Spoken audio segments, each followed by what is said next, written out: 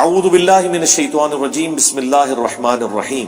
یسألونک عن الانفال، اے نبی آپ سے مال غنیمت کے متعلق یہ پوچھتے ہیں کہ اس کا شرعی حکم کیا ہے۔ اب یہ جو مال کافروں کا جنگ کے دوران وہ چھوڑ کر بھاگ گئے اور مسلمانوں کے ہاتھ آ گیا، اس کو ہم کیسے تقسیم کریں گے؟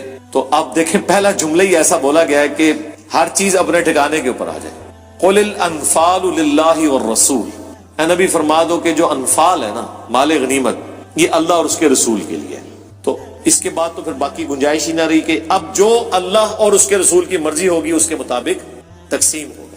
یہ ایک جملہ اللہ تعالیٰ کی طرف سے نازل ہونا تھا کہ سارے وسوسے سیٹل ہو گئے کہ اب یہ وہی کچھ ہوگا جو اللہ کے نبی جس طرح چاہیں گے تقسیم کریں گے، اور اس کے اوپر کوئی اعتراض نہیں ہو سکتا۔ مال غنیمت ہی تو ایک ایسی چیز تھی جس کی وجہ سے منافقین نے حضور کے اوپر اعتراض بھی کیا بسا اوقات۔ اور وہ جو بخاری مسلم میں حدیث ہے ذوالخویسرہ التمیمی خارجی کی، وہ نجدی جو اعلیٰ حضرت نے کہا کہ ایک وہابی کھڑا ہوا، اس نے کہا اتق اللہ یا محمد، اے محمد اللہ سے ڈر اور انصاف کر، کیونکہ اس حدیث میں الفاظ ہیں کہ آدھی پنڈلی تک اس کی تامت تھی، گھنی داڑھی تھی، آنکھیں اندر دھسی ہوئی تھی۔ کہتے ہیں یہ حلیہ آپ دیکھ لیں کس کے ساتھ میچ کر رہا ہے۔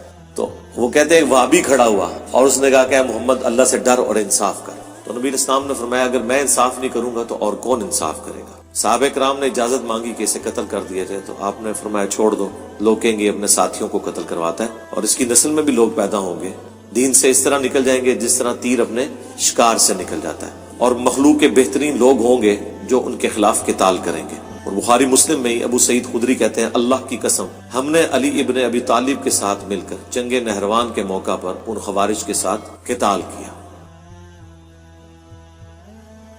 مسلم میں تو یہاں تک الفاظ ہیں کہ حضرت علی نے کہا کہ خوارج کے ساتھ قتال کے بارے میں میں نے وہ بشارتیں سن رکھی ہیں کہ اگر میں تمہیں وہ چیزیں بیان کروں تو مجھے خدشہ ہے کہ اس کے بعد تم کوئی نیکی بھی نہیں کرو گے، یہ قتال ہی اتنی بڑی نیکی تمہارے لیے کافی ہوگی اللہ کے حضور بخشش کے لیے۔ یہ پورے کا پورا معاملہ تھا۔ تو اس میں بھی مال غنیمت کے اوپر تان کرنے والا، اور اس کا ذکر سورہ توبہ میں باقاعدہ وہ آیت آ جائے گی جس میں اس ذوالخویسرہ التمیمی کا ذکر موجود ہے۔ یہ میں نے سارا اس لیے بیان کیا کہ مال غنیمت کوئی چھوٹی چیز نہیں تھی۔ آج ہمارے لیے تو شاید اس کی کوئی اتنی امپورٹنس نہ ہو، کیونکہ آج کل تو اس طرح کی جنگیں بھی نہیں ہیں، نہ اس طرح کے معاملات ہیں، اور مال غنیمت کے اعتبار سے آج ہمارے لیے اس کی سینسٹیوٹی کو سمجھنا تھوڑا مشکل ہے، لیکن اس زمانے میں آپ دیکھیں کہ یہ کتنا ایشو ہوتا تھا۔